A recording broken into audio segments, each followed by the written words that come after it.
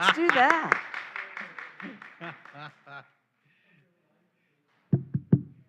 Okay.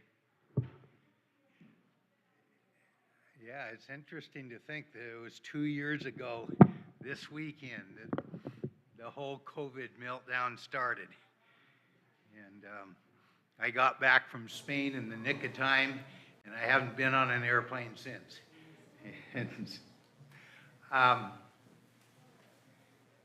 when Jennifer asked me to do this, I thought, all right, for this crowd, the one thing I'm not going to do is pull out my set of slides and grind through all the graphics. And I thought, this crowd doesn't need that one bit. And so this is much more my ad hoc interpretation of where we've been and where we're going. I find it useful every once in a while to look backwards to, I guess, where this topic has been. And of course, our Nobel Peace Prize was a full 15 years ago. I probably started giving climate talks 25 years ago. And, so that's a long time, at least at human scales. And so there's a few things that have done well, believe it or not. I don't hear any climate denier talk anymore.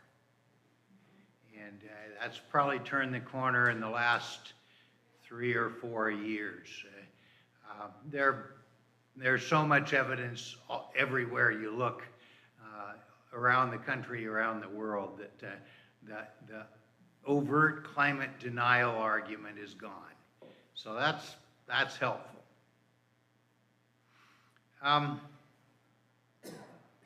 Few other things, we've had some really quite spectacular successes. One of my first favorite ones was LED light bulbs.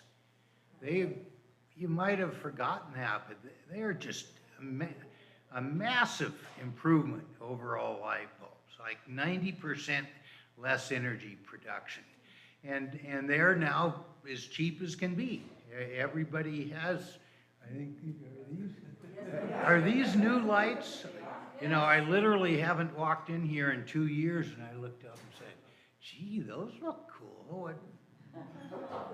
And so LED lights have been a tremendous success in terms of lighting with a low energy cost.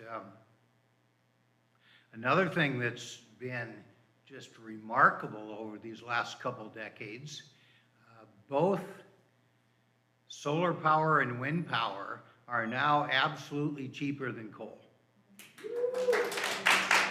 And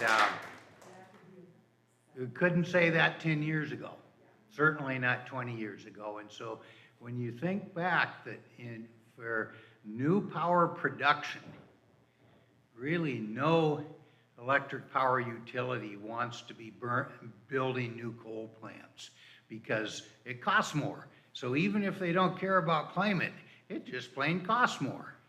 And so we've had a remarkable success in driving the costs of solar panels, of wind turbines, way down. A success that we're just in the middle of right now. Who knows how far the finish line is, but electric cars. I think we're at that tipping point, that proverbial tipping point in electrification of cars right now. It was interesting watching the Super Bowl, which I didn't much care who won. It's more of just to watch the spectacle, you might say. Every single car ad was for electric cars, every single one. And that even 1 year ago didn't happen. So we're at a turning point with electric cars that I think we're going to look back and realize this really was the point where the major manufacturers had seen the future. The future was not more gas cars, which I don't know if some of you, I think a lot of you have seen my public talks over the years. A gas car is only 10% efficient. 90% of the energy of that gallon of gas goes out in heat. 90%. And so for me, getting past gas piston engines to the electric vehicles is huge. Of course, we're only partway there. There's nowhere near enough places to recharge cars yet. We've had an electric hybrid now for 5 years, and the thing, if you have a house and a garage, it's easy. You just charge up in your garage overnight. And so you always leave the house with a full tank of gas, so to speak. But that doesn't include everybody. Not everybody is going to have that kind of easy charging. And so the whole electrification of private cars has got a long ways to go, but we're now seeing the momentum heading that way now that even a year ago I couldn't say. And so that, I think that bodes well for the future. Of course, what I like even more than electric cars is electric bikes. If you've been a reluctant bike rider over the years and haven't followed this, the technology development of electric bikes has just been unbelievable in the last 5 years. And so now the motor sits right down there between the pedals, and it's about this big, you can't even see it. The battery is built inside the bike, so you can't even see it. They're only about 5 to 10 pounds heavier than a normal bike, and it's so amazing. You start pedaling, and it just kind of takes off with you. And it's like the first few times I rode, I bought one a year ago. I finally decided that the research and development, it was plateauing and time to buy. And it's just kind of magic how you start pedaling and then it just never gets hard because the bike just does more and more work for you if you ask for it. And so I think that could change commuting, especially in a town like Missoula, a lot. I know when we moved here 40 years ago, I specifically drew a radius around the university of what I was willing to ride from my bike. It's kind of nice that even before climate came along, I liked riding bikes. So that made that easy. And Cynthia Bryan. Yes, she's the one that showed us houses around town.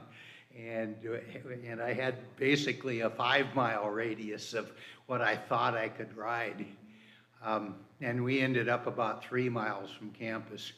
But with these electric bikes, you could go to a 10-mile radius if you had a nice place to ride, because you're just not working that hard if you don't want to. If you want to get a big workout, you turn it down or off, and if you just want to get there without being bathed in sweat, the bike does it. So you can live in the South Hills. Yeah, or you can live up the hills. Yeah, our number 2 house was one up in Farviews, but I thought of that hill. And I thought, I'm going to do that hill every day for 40 years. And so we got this other house with an easier ride. But, and so I think commuting has the potential now that it really, for a whole new attitude for commuting for people who choose to think about it. Yeah.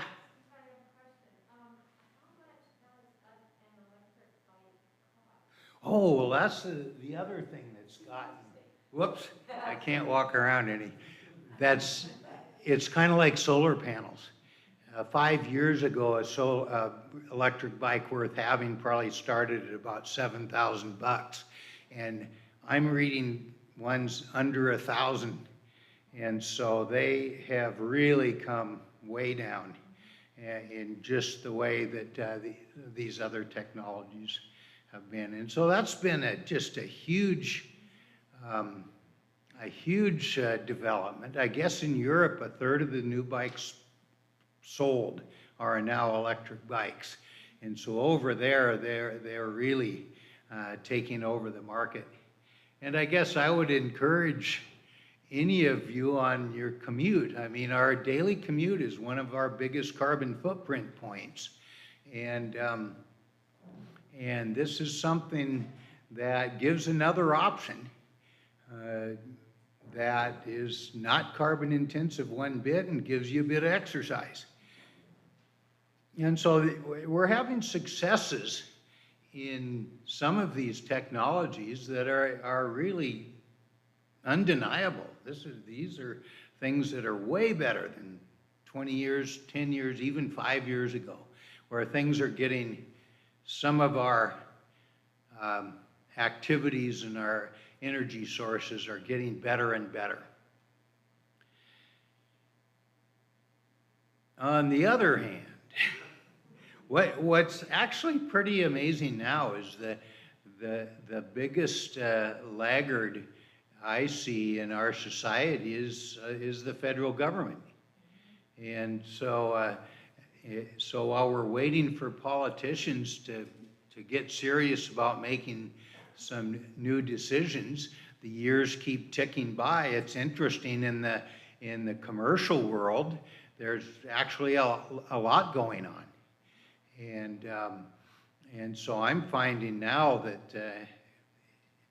that dealing with particularly the federal level government trying to push new laws, yeah, I suppose we're going to keep trying, but in a way that's the least useful thing to spend your time on, because there just seems to be no real movement that's going very far for any big policy change.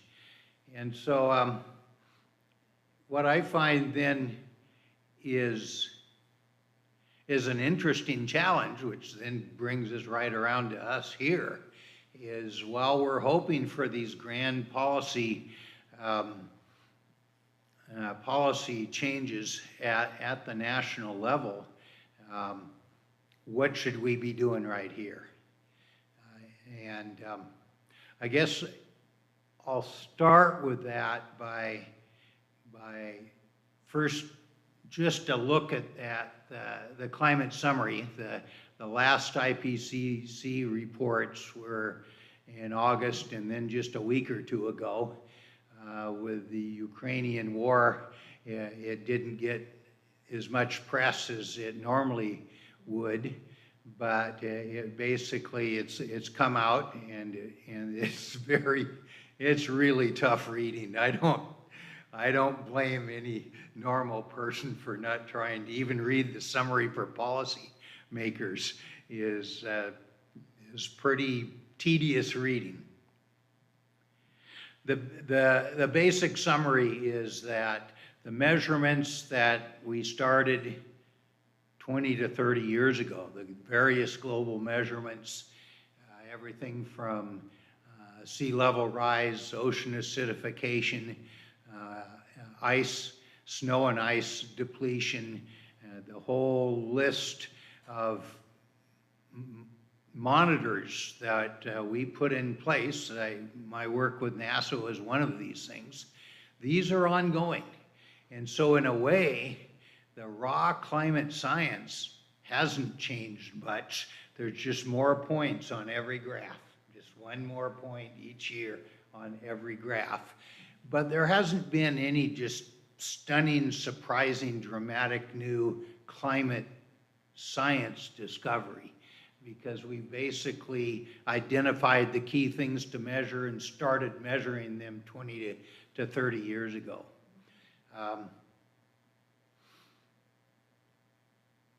the global emissions keep going up.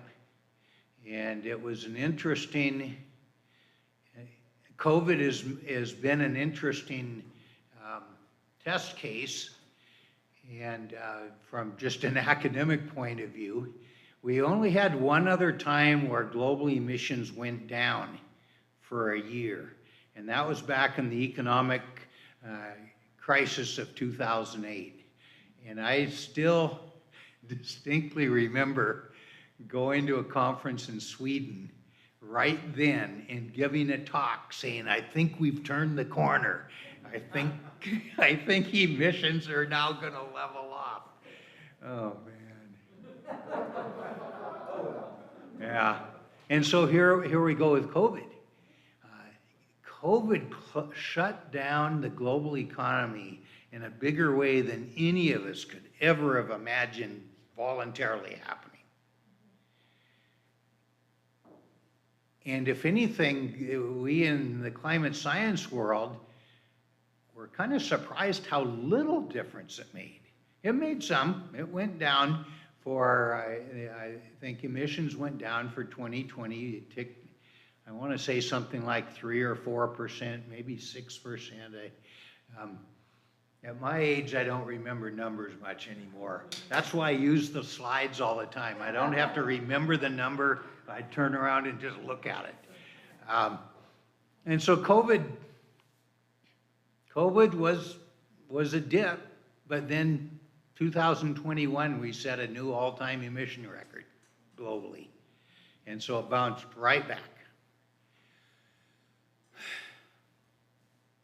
And so it makes it clear to us in the global science world that in an overall sense, even though we're having some very nice technological developments of some of these things that I've just mentioned that are true successes in terms of driving down carbon emissions, in a collective sense, we're not making global headway at all.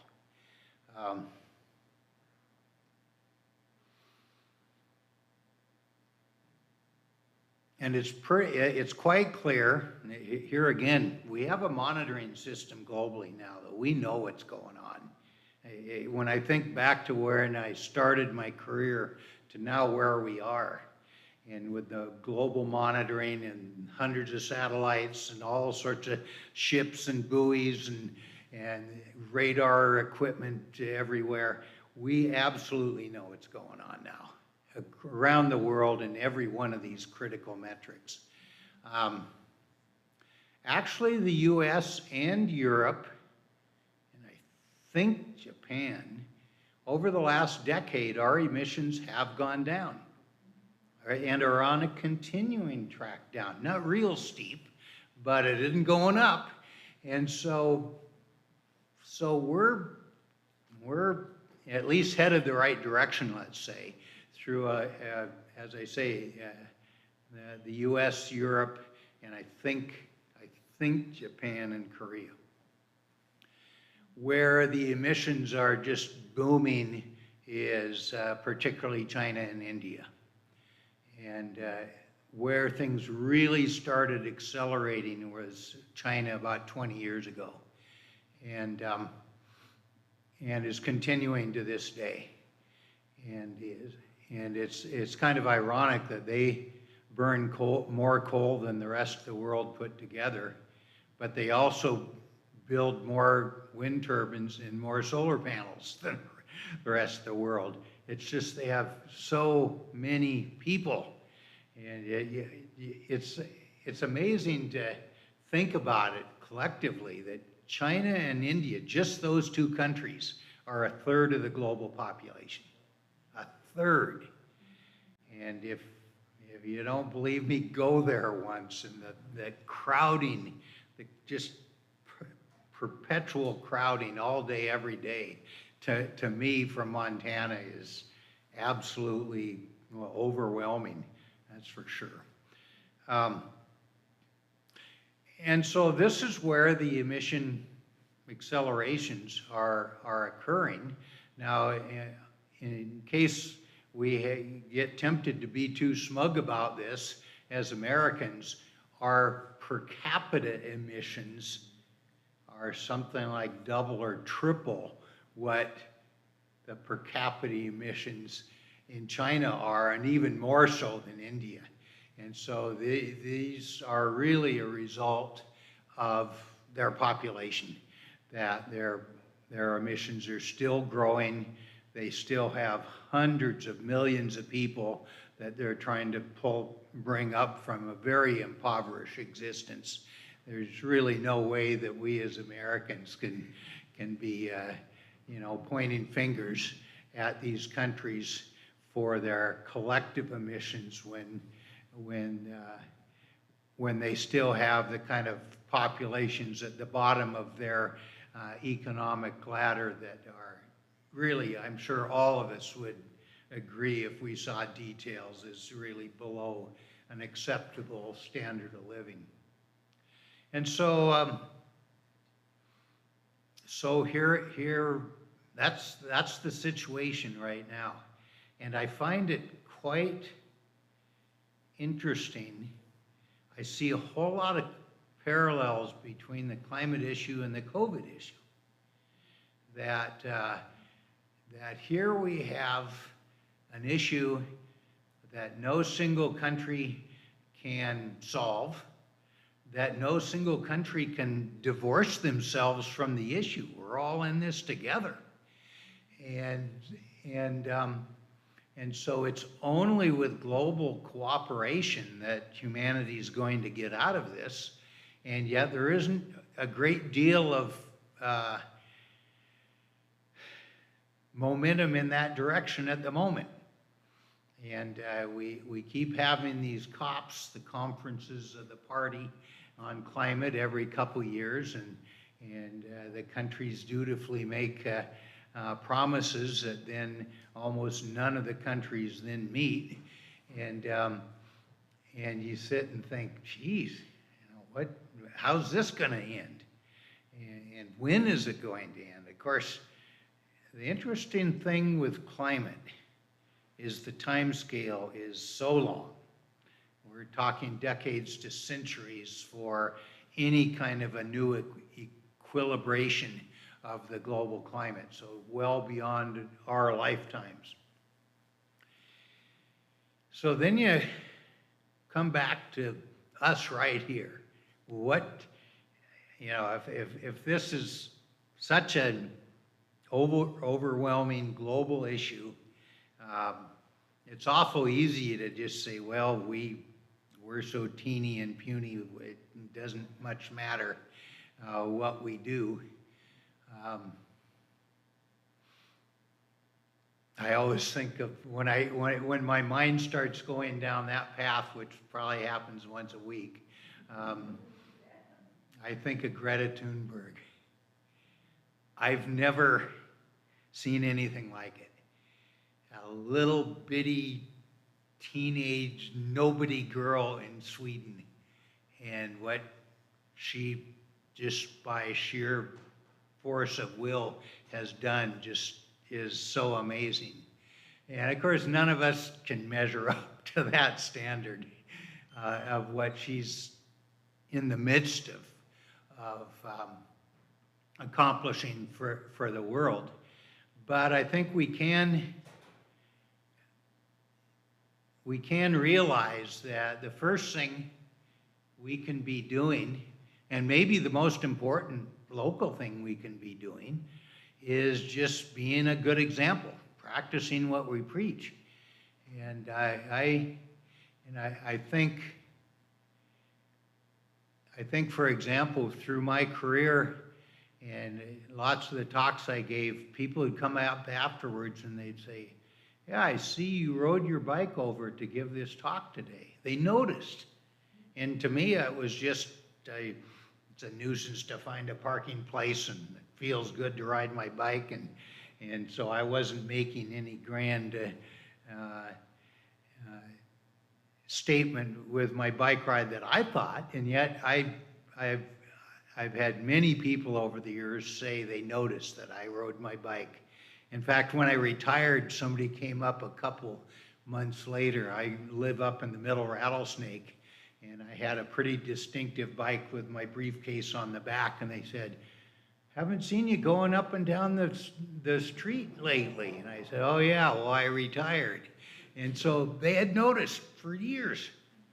And so I think for all of us, we can recognize that some of our first sphere of influence is just doing the right thing and having friends, relatives, neighbors notice. I think when we put our solar panels up, they were the first ones on the block, and now I think there's 6 or 8 houses with solar panels. And we didn't talk to anybody about it. Some of them have come and asked questions, but we just did it and they noticed. And so I think all of us want to recognize that simply doing the things that we can do is more of a statement than we might realize, I guess is what I would say. And of course, all of us have a different life and lifestyle, and we do pretty well on some of these things, but then we're a disaster on others. I don't have a garden because the deer would eat it all, and I don't feel like building an 8-foot fence. Cynthia didn't tell me about this when I bought this house.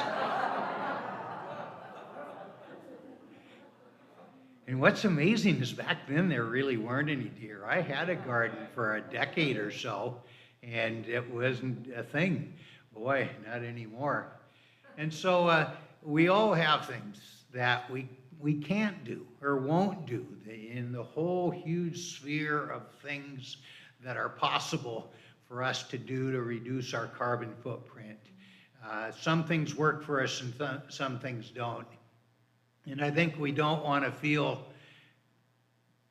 overly guilty of the things that we don't do if we've made a good faith effort to think through the things that work for us. And so, and I think that simply that living by example, showing by example,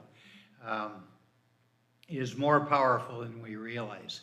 I know when we got Connie's electric car, her friends started asking her about this electric car. This has been 5 years ago now, so back then electric cars were really pretty new,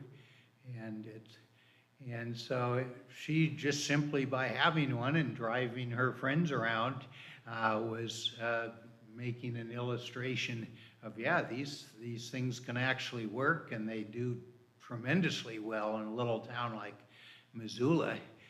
And so, so we don't want to overlook that just doing the things we choose to do and having other people notice is really powerful.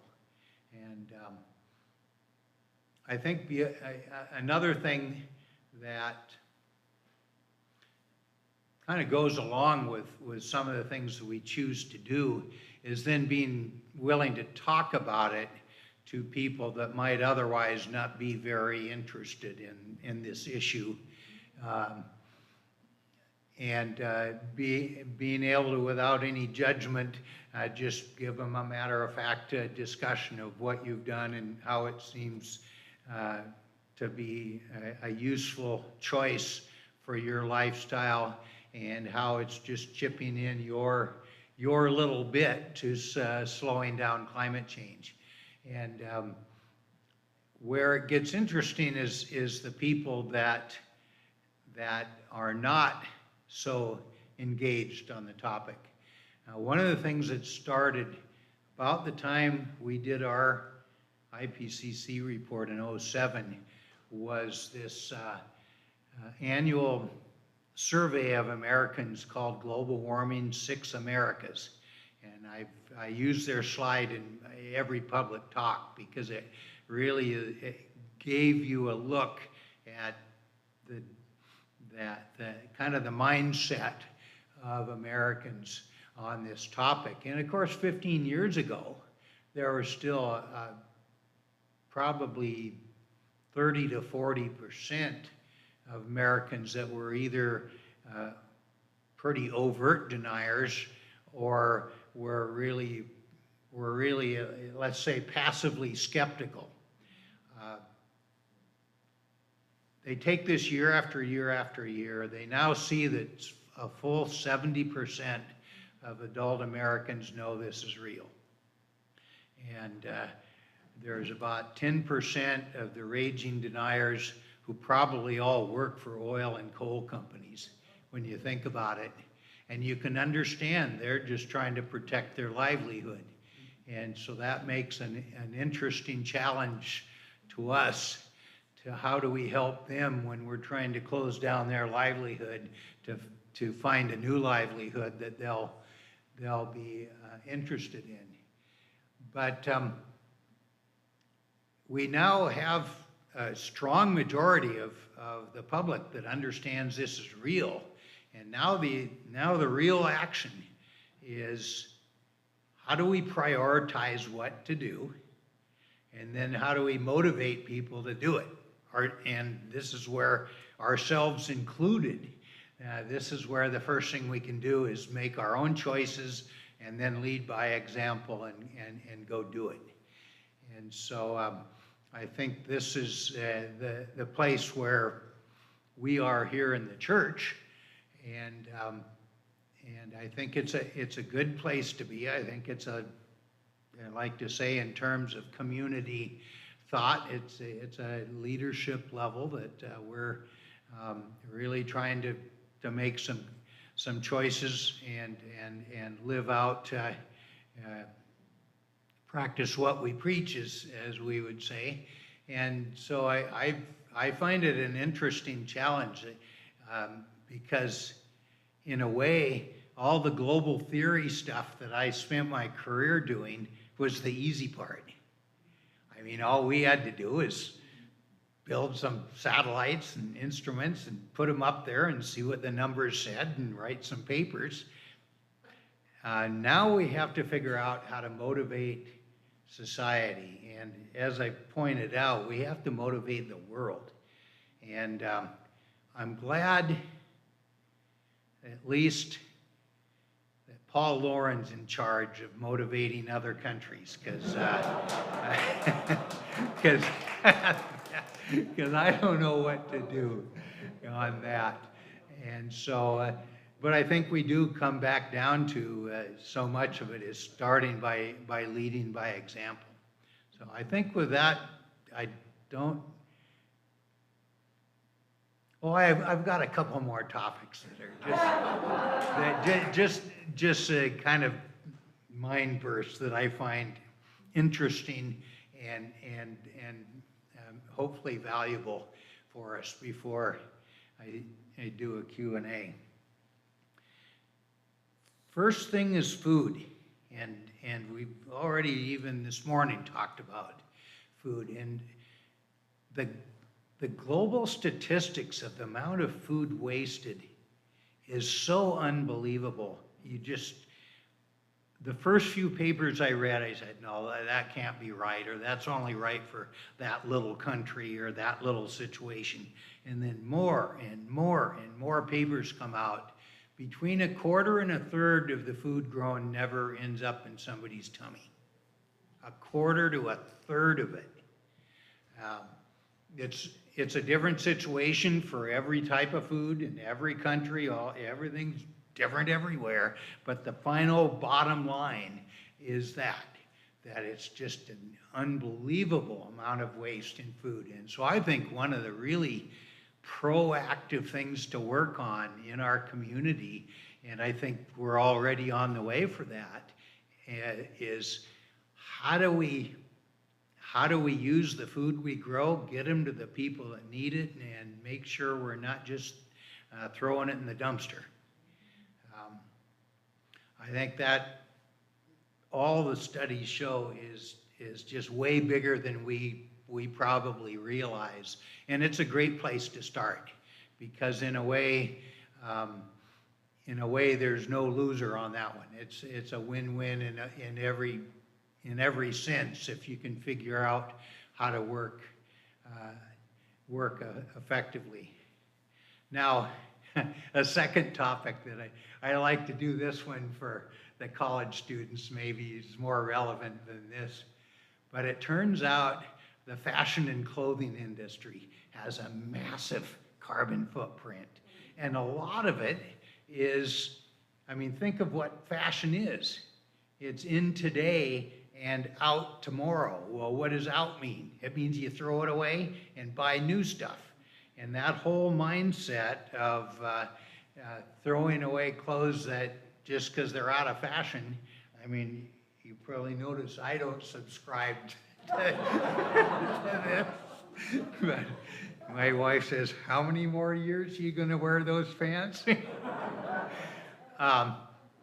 And so this isn't all that probably relevant to this audience, but it's just an amazing number that when they do the total carbon footprint analysis of the clothing industry, it's amazingly high.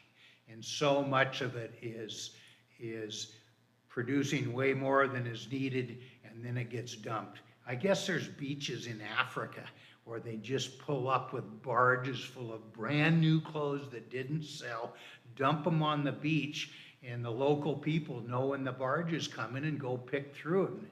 Now, hopefully there'd be better way of distributing unwanted clothes than that, but it gives us a sense of just how crazy that issue is. And don't look to me for any answers on that one. So somebody else will have to solve that one. I want to just make a point on nuclear power. Some people are very adamantly against nuclear power, just categorically. I'm not. But I'm only neutral at the moment. I'm waiting for the industry to do what solar panels have done.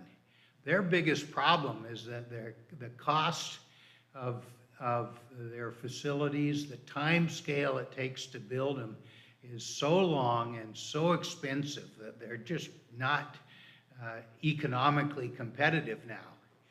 And if that could change, I don't actually have a big hang up on the safety part.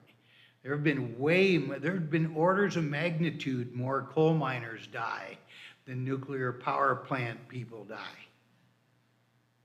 And so I'm holding my judgment on nuclear power and just giving them a chance to develop the sort of efficiency and cost profile that they need to in order to be competitive. It'd really be hugely helpful for, as they call it, baseload production, if they could.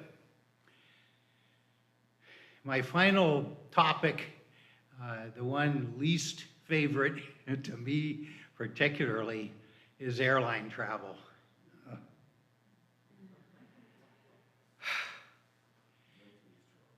Yeah, I put in 3 million miles with Delta. When you're a global scientist, you fly all over the place. And if there's one thing that I don't see any emerging technology that's going to save us, it's jet airplanes. And you can't make enough biofuel to run all the jets. You could run some of them, but not all of them. And I just look at the global jet industry, and I just think, man, how's this one going to fit in? And of course, the airlines already have done plenty in terms of improving efficiency wherever they can, because their fuel is, I think, like with Delta, I think fuel is the single biggest cost of their entire bottom line. And so they've tried within how jets work to be more efficient, and newer jets are more efficient, but it's only 1 or 2% better. It isn't like when LED bulbs hit and it was 90% better. It's 1 or 2%. And so I don't know how jet and air travel is going to end up, and it's probably almost all of us will say some of our finest times are when we go interesting places and see family and go to and do interesting things. And yet the carbon footprint of that jet is big, and there's no solution on the way. So that was the last of my little topics. And I guess what I'd like to do now is just hear questions and comments from you all.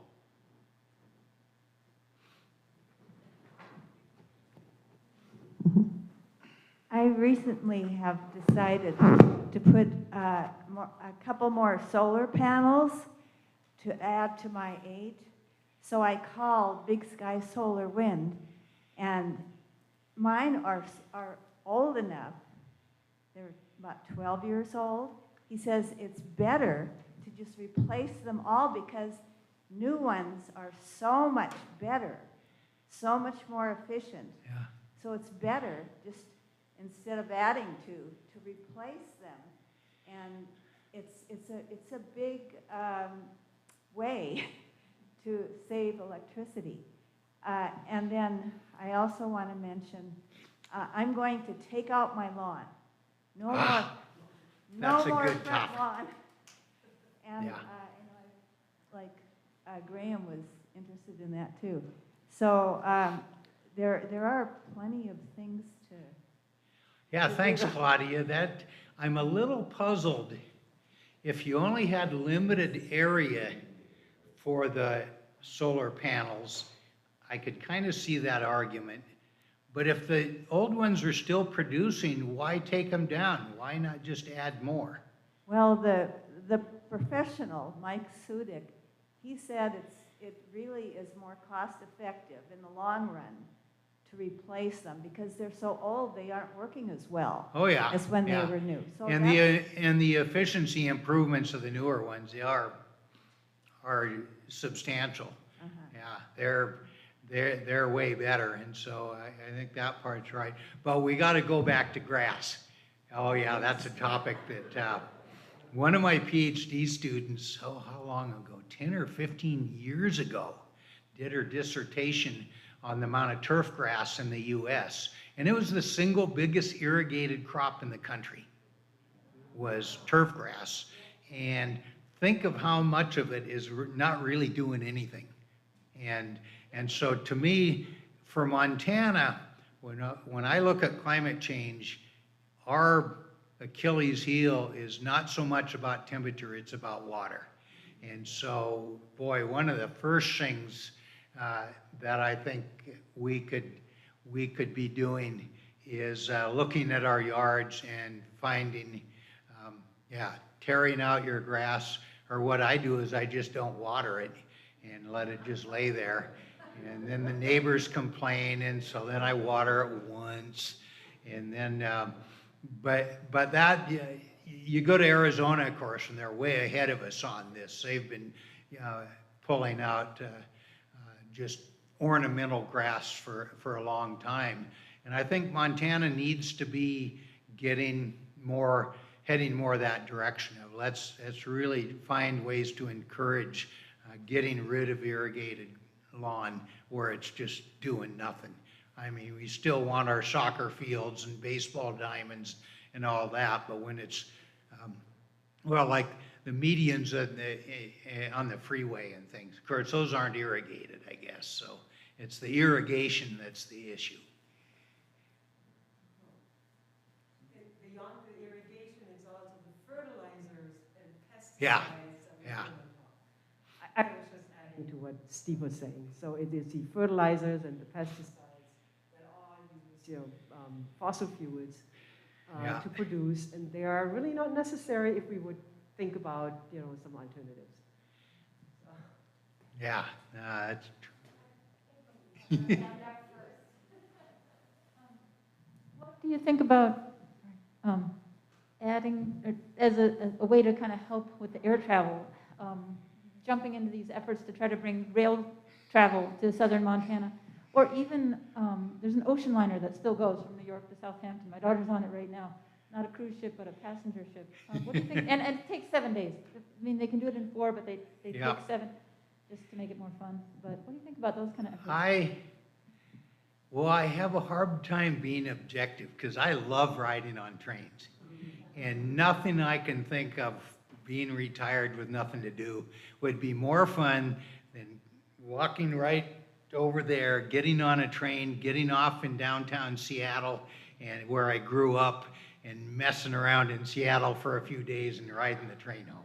Oh, that'd be great. Of course, you can fly there in an hour. And so when you're still working, then you maybe have to make a different choice. And so train travel, I love train travel, but I can understand that it's because, and the carbon footprint per person is tiny, then no doubt. Oh, it's spectacular. I guess we need to prioritize. You know, here we are prioritizing a lot of different things we could do. What are the things to do first? And it is interesting how much federal money goes into like new airline terminals. I haven't been in our new one since I haven't flown into. I guess it hasn't quite opened, but pretty quick. But there's a whole lot of federal money in there. And so whether that same kind of investment could go into a number of well-chosen new train routes, you would like to hope that'd be part of what we could do and give us more solutions. One of the things on the trains that I'm puzzled by, and maybe somebody here knows more on this, it seems like when they talk about passenger trains in the US, they automatically talk about those Amtraks. And I've seen those, a locomotive with maybe 5 cars. Well, in Europe, they have these cool little single car trains. They're a double-decker. They have their own engine. And so you have a single car. And I think to myself, I can't help but think that the per person cost of one of those kind of trains is way smaller than these Amtraks. And yet I never see that being evaluated. And there's one called the Weasel in Vienna that was just the coolest thing to ride. And it was a single car.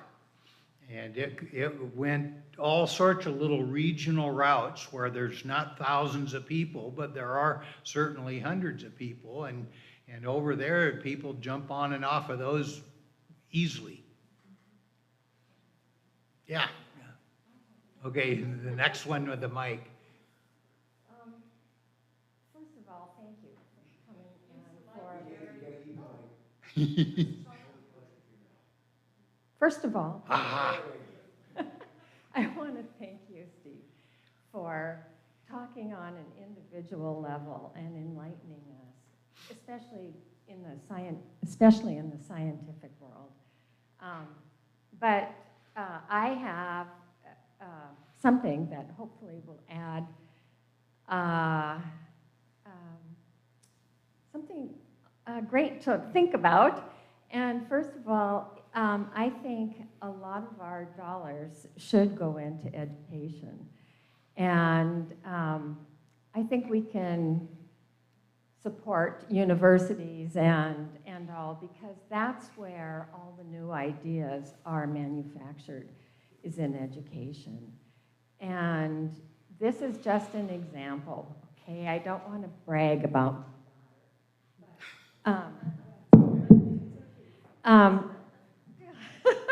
I'm sorry.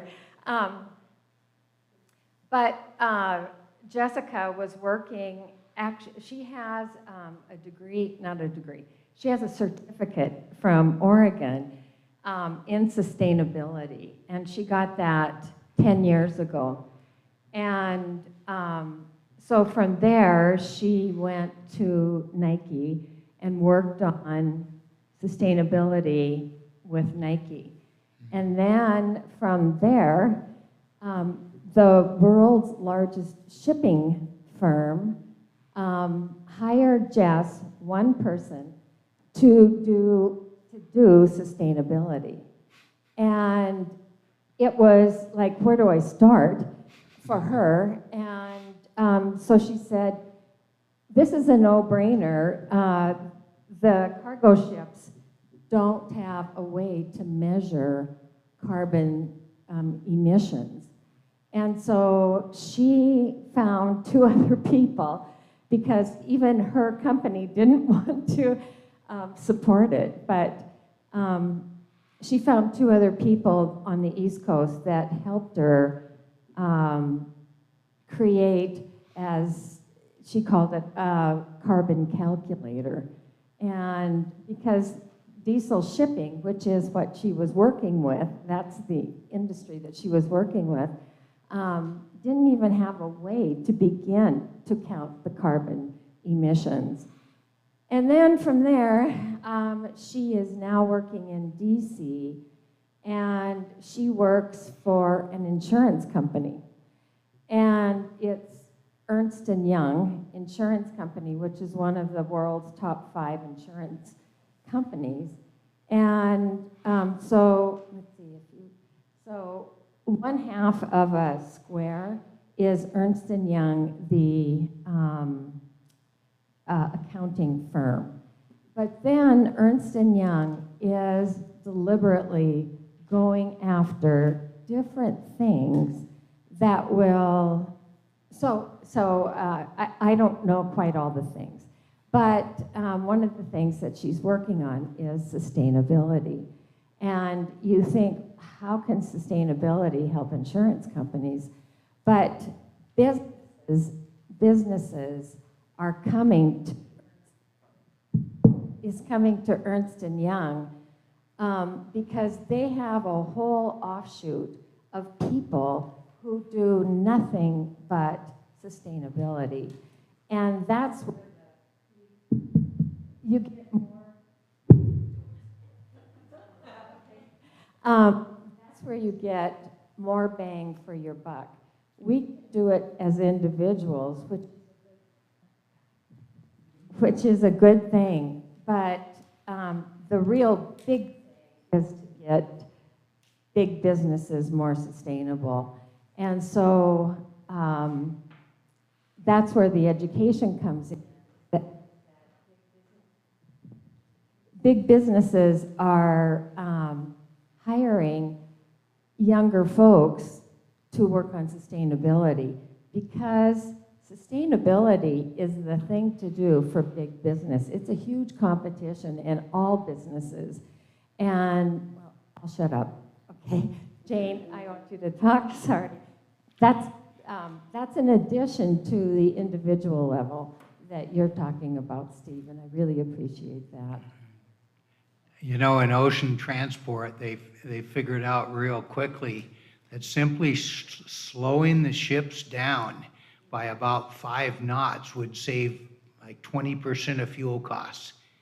And so there's things that once they started paying attention to their fuel costs, there are some pretty easy things to do. Of course, that happens to be true with your own car. If you slow down 10 miles an hour, you gain about 5 miles a gallon. Just thought I'd mention that. Hi, Steve. Thanks for your talk. This is Vicki Watson, another UM retiree, and several things occurred to me hearing people talk about, you know, what they felt were important things to do, but to get a little more concrete about it, I want to say what the very best investment you can make in the climate and ending poverty and any other, and all the environmental problems you want to talk about, is to support family planning everywhere with your charitable dollars, and whenever you talk to your elected representatives that you feel family planning and the education and empowerment of women is important, because when women have that power, when they have the family planning technology, the birth rate goes down and everybody's conditions get better. And as Steve pointed out, if to bring the poor folks of China and India up to even a modest, Swedish type lifestyle, not the American lifestyle, would absolutely devastate the earth. We've got to be bringing the population down as we bring individual, consumption up. Another is this idea of sustainability and getting businesses interested in sustainability.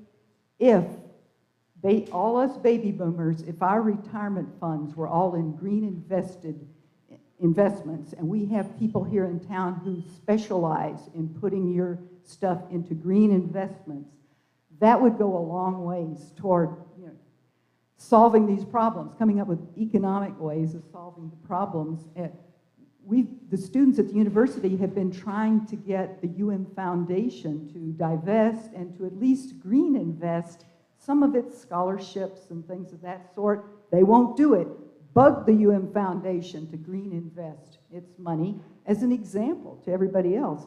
And lastly, I just want to point out that we're trying to solve the climate problem, but things like COVID comes up and Russia invades Ukraine, and it gets hard to do it. And one of the entities that tried to help the world work together was the UN. And under the Trump administration, the US did not pay its dues to the UN. We are way behind, and it can't take care of refugees, it can't mediate and things of that sort. So another thing you can bug your elected reps to do is to have the US catch up on its UN dues.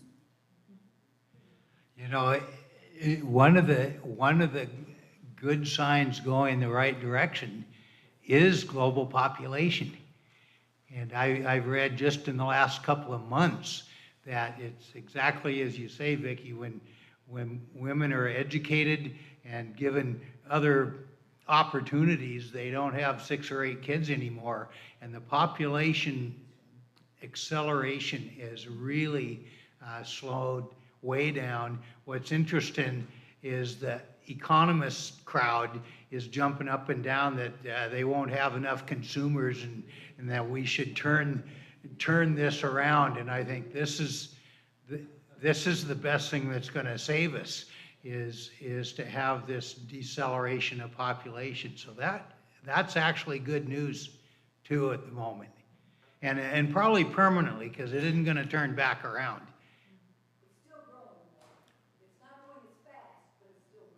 It's still growing, but they figure the global population may asymptote within 10 years. So it's slowed way down from a decade or so ago, and that's good news for everybody. I want to thank everybody for being here today, and thank you, Dr. Steve Running, for being with us this morning. Somehow magically cupcakes have appeared for those who can get to them as well. So thanks everybody. God bless you on your week.